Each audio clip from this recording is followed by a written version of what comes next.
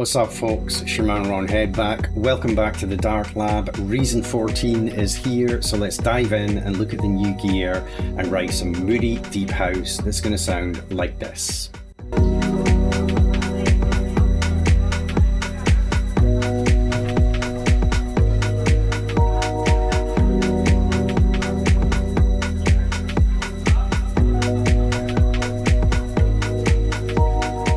And you can download the 10 combinators used in this tutorial to use in your own tracks, as well as looking at many of the new features in Reason 14. So let's dive in and have a look. Now, I'm sure you'll agree that is quite a paradigm shift with what's been introduced in Reason 14 with the track panel and the idea of rack per track. When I first heard about it, I was like, I don't know about this. I'm a kind of guy that likes to stay in the rack all the time. But after using it for a week or so, I think I'm pretty much sold. How things are working is on the left-hand side, the track panel. This is probably one of the handiest things in that it has the mixer here, so you're not having to jump to the mixer window. I usually keep that in a separate window, but now I don't have to because I can immediately just select a device. I can be adjusting the levels, the panning, the EQ, etc., etc. And also can just be straight away, if I want to go and see the device itself, just click the jump icon. That's going to go and bring it up like so, and then could just put that to the side. A thing I have noticed that's pretty handy is when you're focused on the sequencer window, if you're using your cursor keys up and down, that's a good way to kind of go between your devices, like so.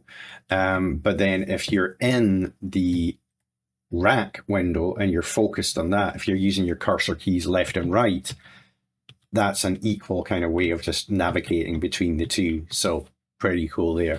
And there is the two methods of just jumping between. You can either select a device and it'll jump to you in the track, or you can just be using the little jump icon there and that's going to go and take you to it. Like for example, just here, jump to that. That's going to open it up, etc., etc.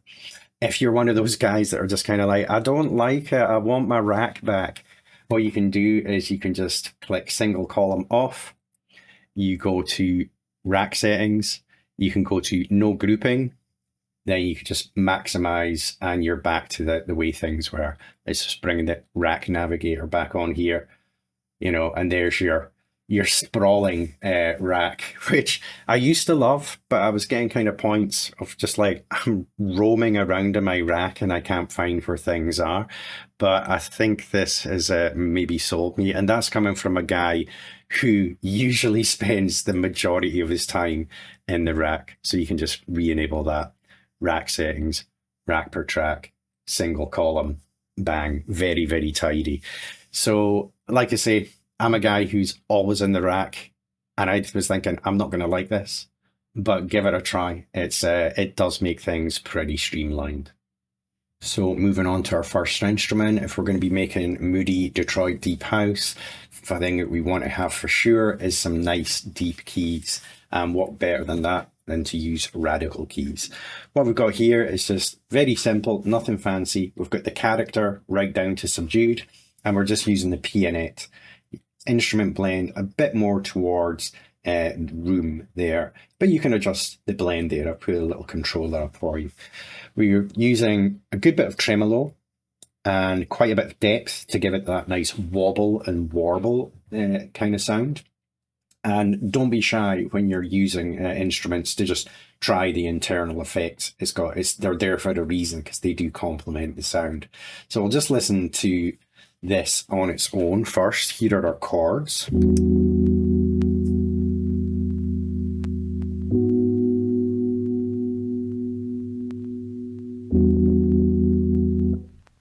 That's sounding pretty nice, but we can just enable phase. Put a little button here for you, and that's just going to enable the phase there, and you can adjust the depth, and that gives a far more kind of more smeared sort of 70s sound.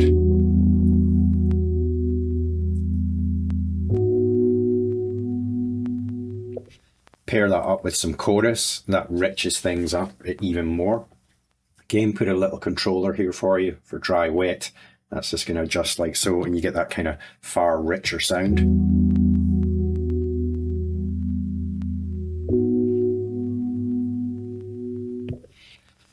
Now, one of the things is if you're wanting to make stuff that's sounding quite authentic, as you maybe just noticed there, is maybe Ron's system kind of glitching. But what we've done here is we've added an Audiomatic, and that's with the vinyl setting. We're keeping the dry wet right down, but I have, if you go to map combi control, that is on vinyl. And if we just crank this up, you'll begin to hear as we play this back that it's kind of giving it a nice layer of grit.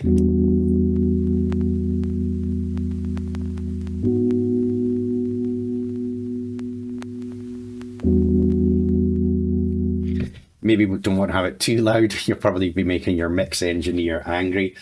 A nice thing as well is with Rhodes kind of sounds, sometimes it is quite nice to just increase the attack a little bit. I've put a button in here, smoother, and that's just going to go and increase the attack there. So it gives a far more kind of melding sound, like so. That's with it on. That's with it off. It's a bit more chimey. And not so much chime there. You'll notice the last button I've got on here is deep. Enable that, and that is using Pulveriser just to give it a real good squash and saturation. We're not using too much dart. With the frequency here, we're using the low pass 12 notch, not going too crazy with it, and we're not making it fully wet, but you'll just hear the difference when I turn this on. That's off. Let's just enable it.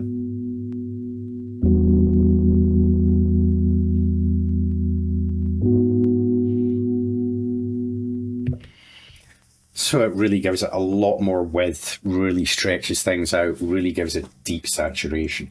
So I would recommend giving that a try.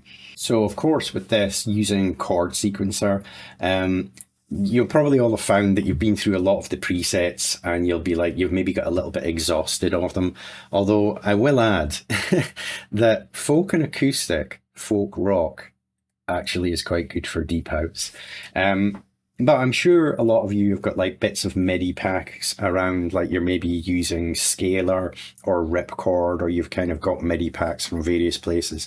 I covered this in a previous video.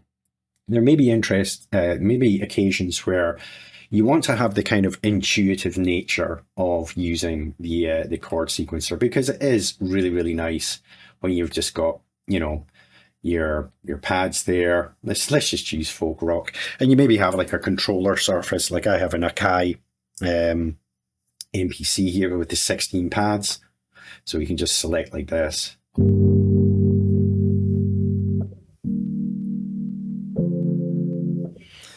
Very nice. It's a lot more intuitive. But if you do have bits of MIDI lying around, a thing that you can do is, let's say you've dragged your piece of MIDI in here and you're like, well, I've got quite a lot of these chords, I want to play about with them in chord sequencer. You can just go and get an empty patch, choose edit chord, and then click learn. And this is some chords that I'd had before. And then what you want to do is each time that the chord is changing, you want to just move along to the next pad. So like so, we'll just play this. Move on. Then the next one, like so. Click off edit. So now you have a whole bunch of new chords in there. A little word on where I got these from is, you know, since this is Detroit Deep House, it's one of the masters of that genre, Rick Wade. He's recently released a nice utility, a nice tool. It's called Harmony Keys, and it's basically just like some really good deep sounds.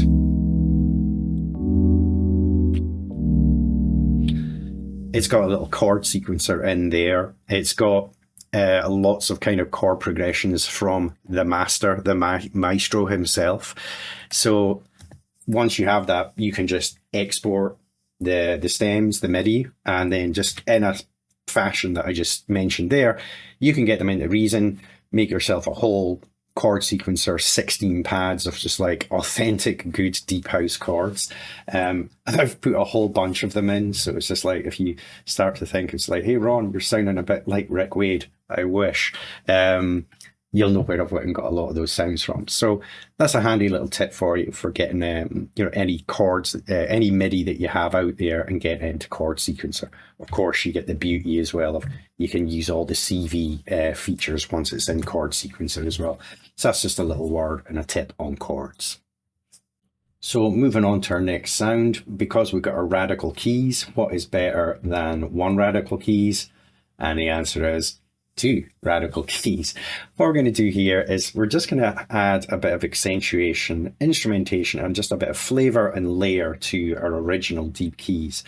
So what I'm doing here is I'm going to be using the original chords, but I'm using a pretty cool rack extension available from Reason Store called Imperfector. It's a pretty cheap extension. And what it does is it's adding nice kind of strum effects to your chords. Like for example, we've just got this plain chord, but then we can just enable the Imperfector and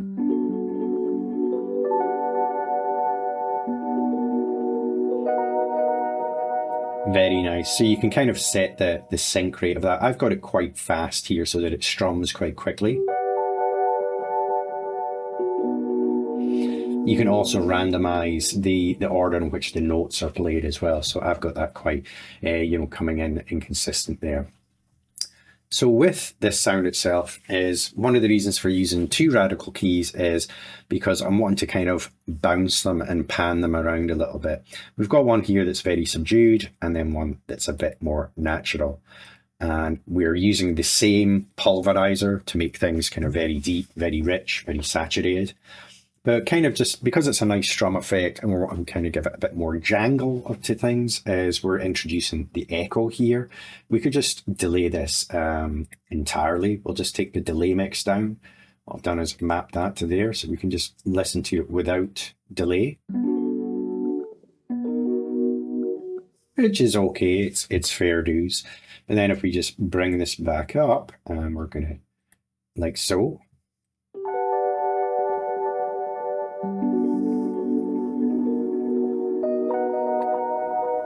A lot nicer. What we can do with this is as well to kind of give it that imperfect kind of sound, because one of the ideas of this is just like there's nothing more boring than just everything that's on the grid and just sounding perfect. So it's nice to have something that's a little bit imperfect. What we've got here is the echo that we're using for our delay is we have a wobble effect, and what I'm doing here is that is the modulation and wobble on the echo. So for example, I can just crank this up and we really kind of get a wobbly, jangly effect.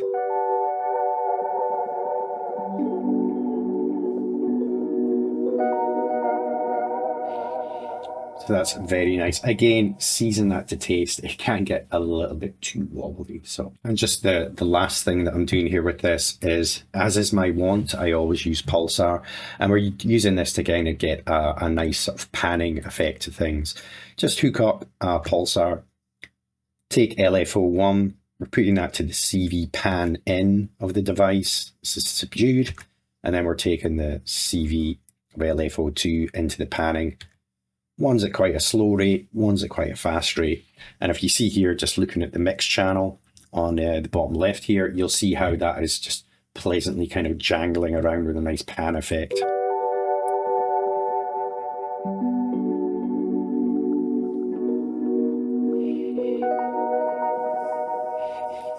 So there you go, that's giving you a nice accentuation to your original keys. We'll just check it here with the 2 of them together.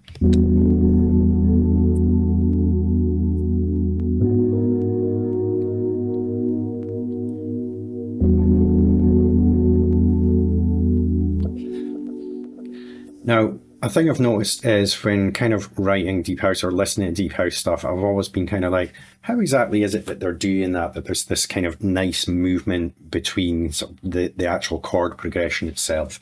And that's because they're always using a call and response. I think the music theory term is, the official one is hawking or something. But that's because rather than just doing chord 1, chord 2, chord 3, chord 4, more often than not, they're doing like chord 1 in one instrument, chord 2 in another, chord 3 back to the original instrument, chord 4, perhaps something else. So what I've done for this, we'll just let you hear it all together. We'll just go to the next device. This one is called Ron's Repurposed Vibes. This is actually, it's ID8, which is, you know, quite surprising. I think a lot of people just, they skip over ID8, but it has got some really nice electric piano and piano sounds. We're using Vibes and Mark II here. And the reason this is repurposed is there was it's actually one of the library presets. I think it was called Stage Vibes or something. I just kind of played around with it. I was wanting to add some little extra bits of effects. And we'll just hear what this is like, the kind of technique that I'm talking about of chord 1, chord 2, perhaps a different sound, and then back, a nice call and response.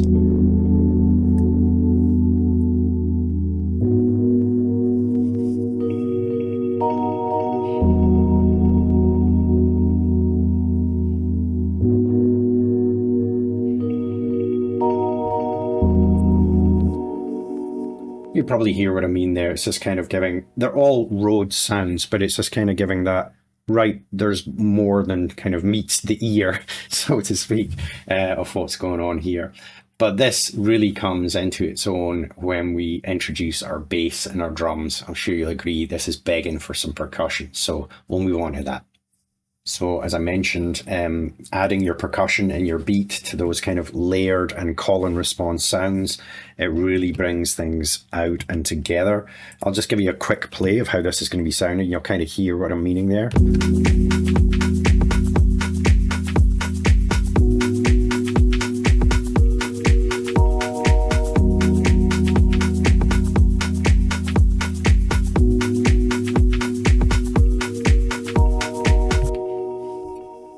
See what I mean? It's sounding pretty nice. Okay, so for our hi-hats, we're not going to be doing anything particularly fancy here. We just have two closed short hats. One's a bit more accentuated, just a straight hat, and just got a slight clop, kind of like a hint of a clap.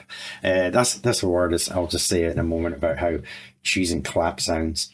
But we're going to kind of do a little thing here. A little extra something is just to give movement to the hi-hats.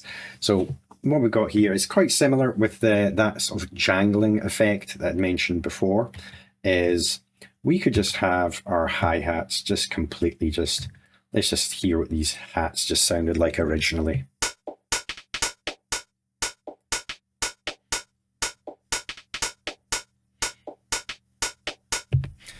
Totally boring. So we're just going to add a bit of movement to this. And what we're doing with that is first up, like I say, very kind of similar technique as we did with the Pulsar, taking LFO1, going into our panning here, and we've got a rate of 6/4, not too much. I went and put a controller here that you can increase the panning amount. So you'll begin to hear already what that's doing to the hi-hats.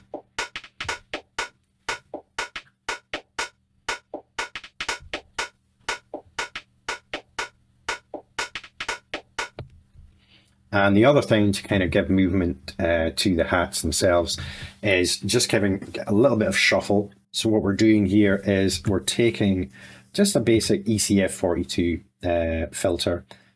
We're just going to go and take the frequency CV of that to the spare LFO2. What that's going to be doing is just on a waveform slope, just kind of 5/4, just gentle pulse, and bringing that up. And that's just kind of giving a bit of a squirt and kind of hustle to the hats, like so.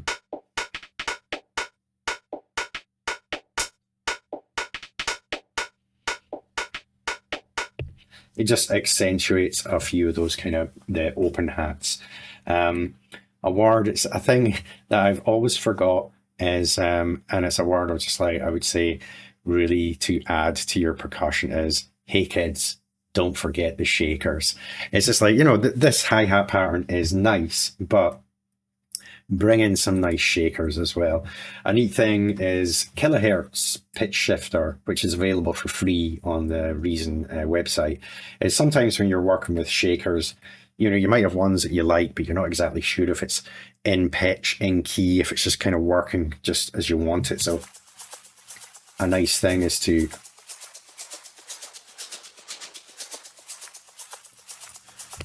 find where it sits perfectly. And in this case, you know, we'll just bring in the shakers just lightly. You don't want it dominating things too much, just a little accent, a little flavor, because it just adds that extra movement to your percussion.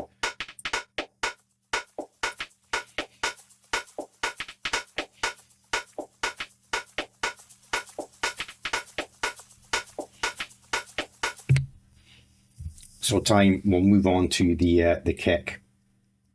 And again, nothing fancy here, just keeping it simple. Nice fat kick.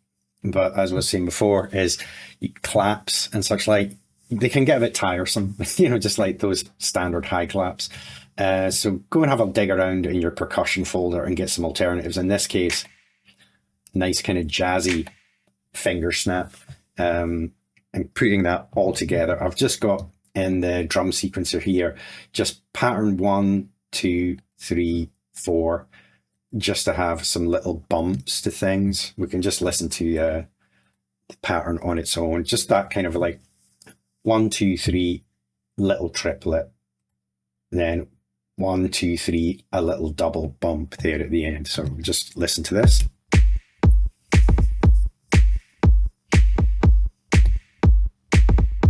Bring in the shakers.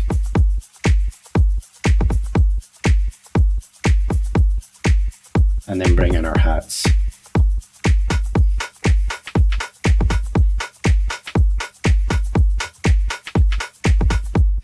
And, you know, for getting those patterns triggered, I'm sure you know, you just right click and you do edit automation. And that's where you'll see in the sequencer, you can just have those plotted out. A little thing I like to do sometimes is just having 1, 2, 3, 4 on your kick all the time, is just towards maybe the end of your 8 bar is, I've put a little one here, alt drop kick.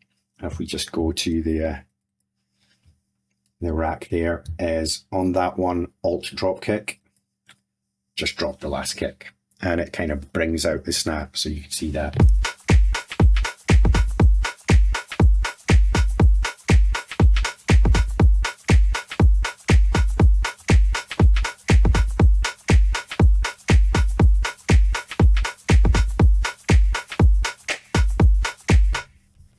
Just beats having just like the straight 4/4 all the time.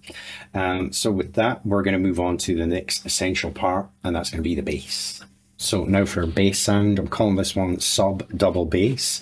Because there's a lot of deep house, they've got these kind of jazz elements. You know, the chords are lots of minor to sustain a nice kind of jazzy double bass sound is here. So I'll give you a quick listen and see if you can guess what instrument it is.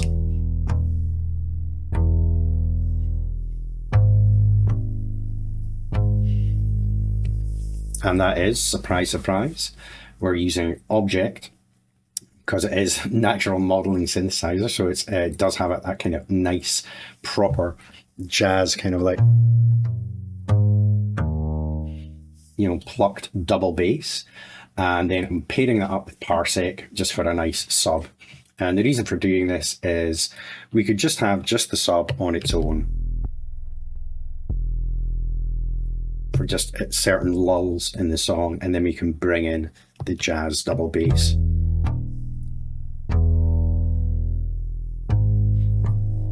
Or if there's a point in the song where you're just wanting to have, the bass is still there, but you don't want it to have that oomph behind it, is you could just have the double bass play and then just bring in the sub slowly.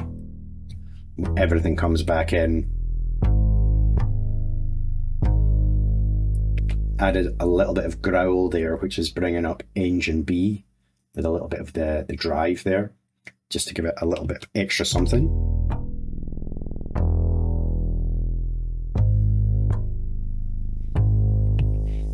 And similarly, to kind of accentuate the kind of jazzy double bass sound, is hooking that up to channel EQ, and when that's with a high pass filter, as we increase the pick bass control here, that's controlling high pass. And then what that is doing is it's giving a far more kind of plucked sound to the double bass.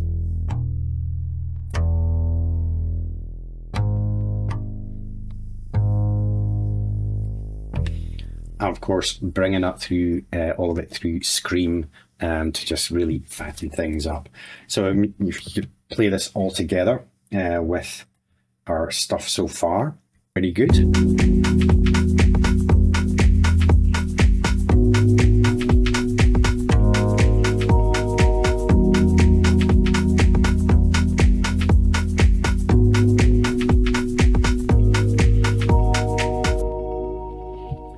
And next we're going to move on to a tiny element in the song that will make a big difference. So sometimes it's just that little extra something that can bring a bit of authenticity and flavour to your track. We'll just play it back and we'll bring them in ever so slightly and you'll see if you can notice the difference.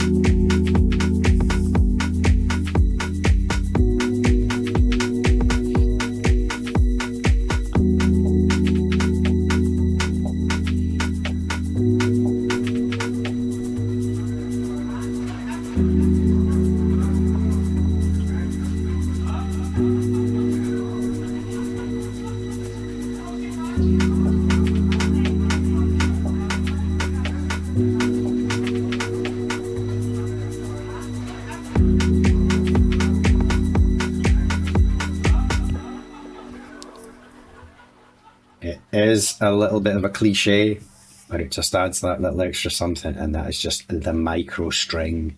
What we've got here is just one of the factory presets. I've just done a little extra something with it, and just that super high single string.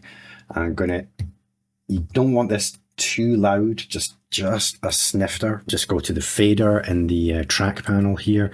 You're just bringing it in ever so slightly, just a hint. That'll be playing in the background. And one of the neat things these days is they have with the playback is the chase during playback. It used to be the case of like, if you're doing one of those kind of single strings that you'd kind of have to put it, you know, at various parts in the song, and you'd be having to go backwards and forwards. Now just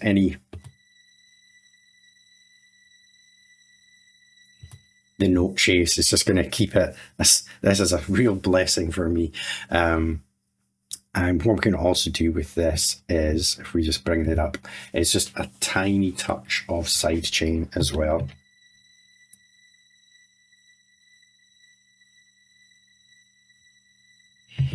Or using the stereo tool. I kind of find that keeping it in the mix as mono actually tends to work a bit more, because you don't want the listener actually really noticing it that much. But if you kind of do want it a bit wider, you switch on to mono, far more subdued, just a tiny little piece in the background there.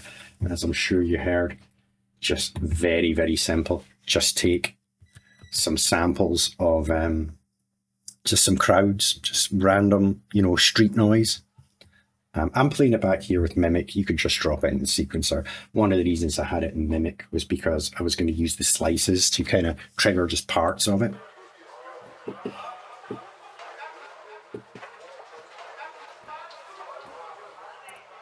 But you can just play it straight. It just adds that little extra something, just a little flavor, just a little bit of ambience.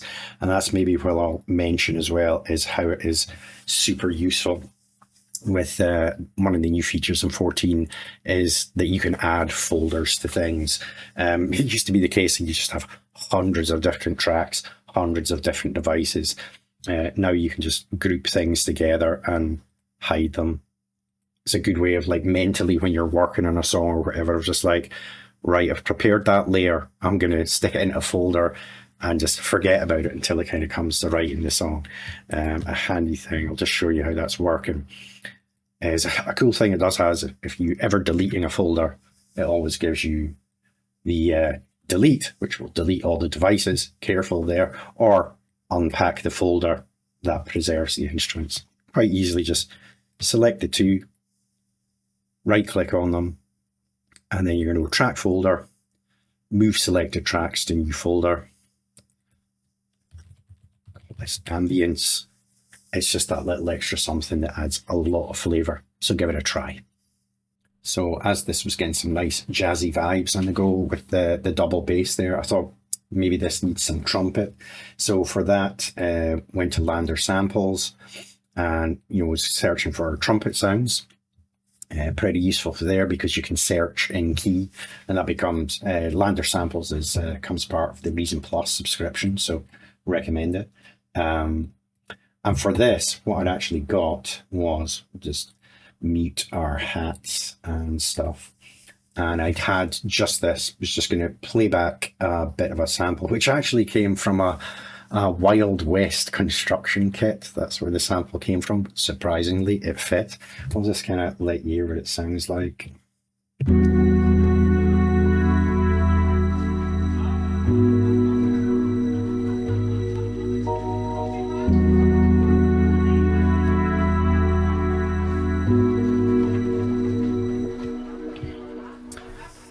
A word on using samples, it's just like, yep, there's a time, there's a place. But you can learn a lot from when you do add a sample in a song. As a nice element is see if you can make it your own or see if you can reproduce it.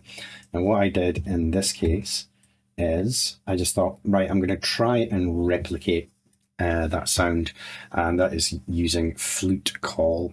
If we just open up this device, now flute of all things being made in friction, but it actually sounds really nice. What we're going to be doing is we're using the RV9, the new reverb unit. There's a nice little extra in there. We'll just let you hear, but we'll play it first, just dry.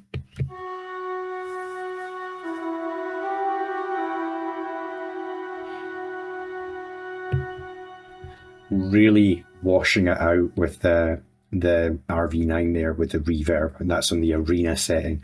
But a little star of the show that I really like in RV9 is the shimmer effect. What I've done is I've mapped that up into a high or low effect here. You can just enable the shimmer, and you can choose octave, fifth, fourth, or octave down. So in this case, I'm giving you a dial here as well. You can hear what it's like.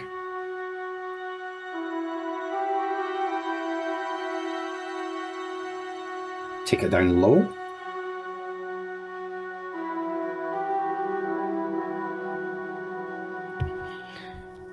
Pretty nice vibes there. It's just almost as if there's a kind of echo of the sax player playing a couple of streets down or something. So plus as well, another really nice thing with the flute call and using friction is controlling the articulation, and that's just kind of bringing in the attack. So you can kind of hear what that is like if we just play it back.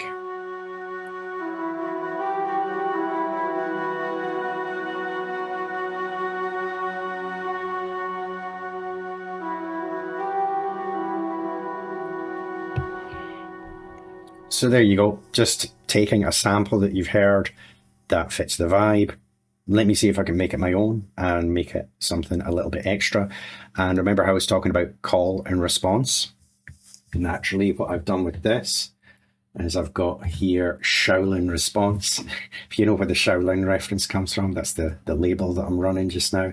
And that is just a little response here. You'll see in the sequencer here, this is the flute call. Just playing standard like that.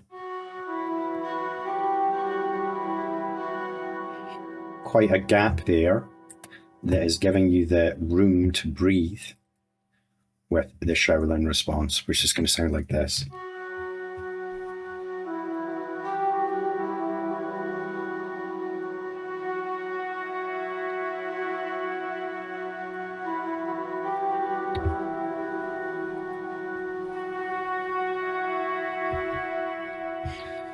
Again, drowning that in reverb. I didn't want to make RV7 feel like it was being left out with the introduction of RV9. It's just washing it out with a large haul. And like I said before, taking similar sounds, but just a slightly different instrument, so that you're getting a slightly different vibe to that call and response. If we just play it all together, you'll hear what the vibe is like now.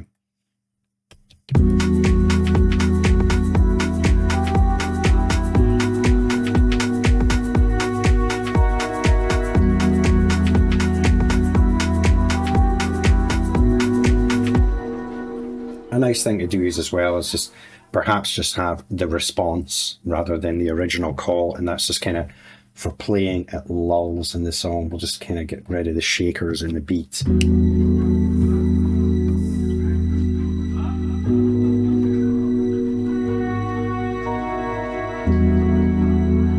then bring in the original call.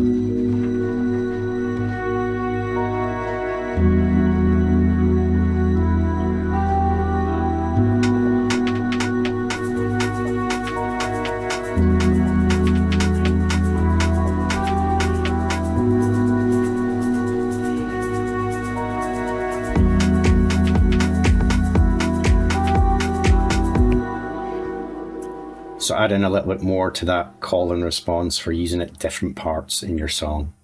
And keeping in line with those nice kind of jazzy vibes we've got going on is one of our next instruments, and we're calling this one Vibraphone Vibes. This is a kind of staple in some deep house tracks. It's that kind of vibraphone kind of tinkling sound. I'll let you check it out.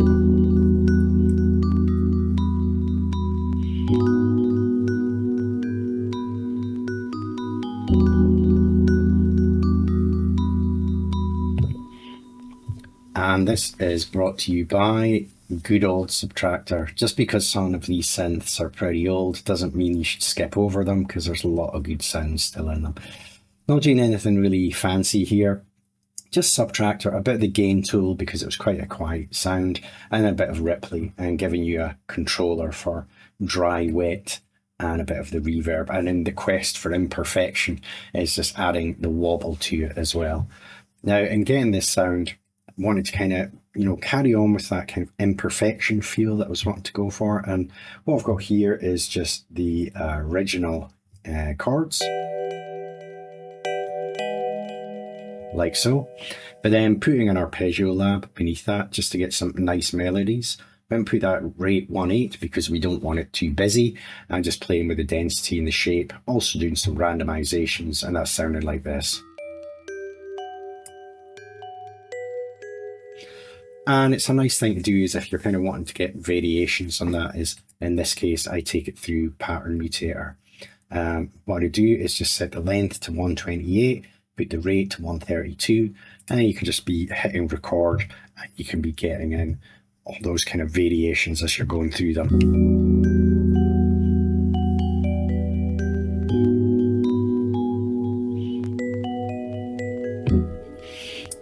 And then once that's in there, you know, mutating it, getting some nice variations on it, and then kind of adding a bit of Imperfector to kind of put the notes in and out a bit. So that's a little extra something to give some vibes to the track. And here for our last sound, it's kind of following on from that call and response sort of feel. This one's called Wade Lead because it's using a sample from one of his Rick Wade's harmony keys from his utility. And what that is just quite nice.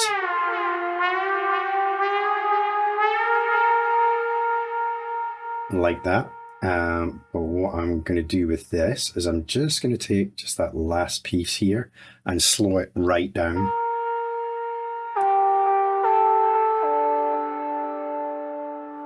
Which is pretty nice. And then I'm putting that through RV9 Reverb Station. This is Ocean Explorer preset. It's using Echo Verb, but I'm enabling the shimmer in this. And it really kind of washes things out. Like, there you go.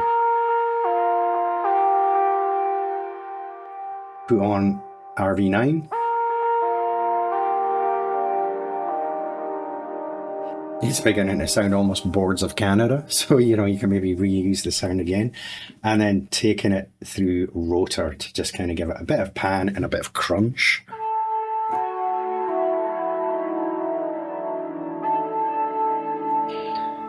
And it's just an alternative to use for the call and response, rather than that flute call or the, you know, the Shaolin response that I had. Is just maybe using this at some point in the song. We'll just bring it in quite gently.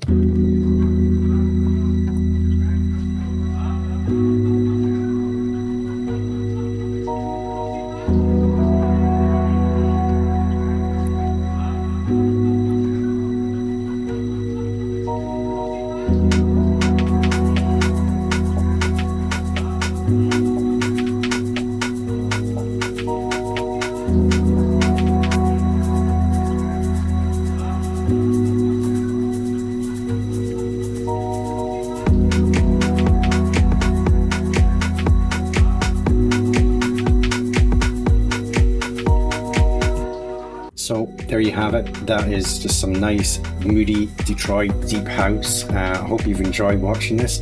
You're going to have the 10 combinators to download and go make your own track. I'm maybe thinking about releasing this one. I'm not too sure.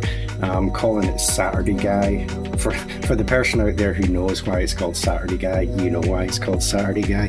But still unsure if I'll release it or not. But I'll tell you what, you've got the 10 combinators, so I'll race you.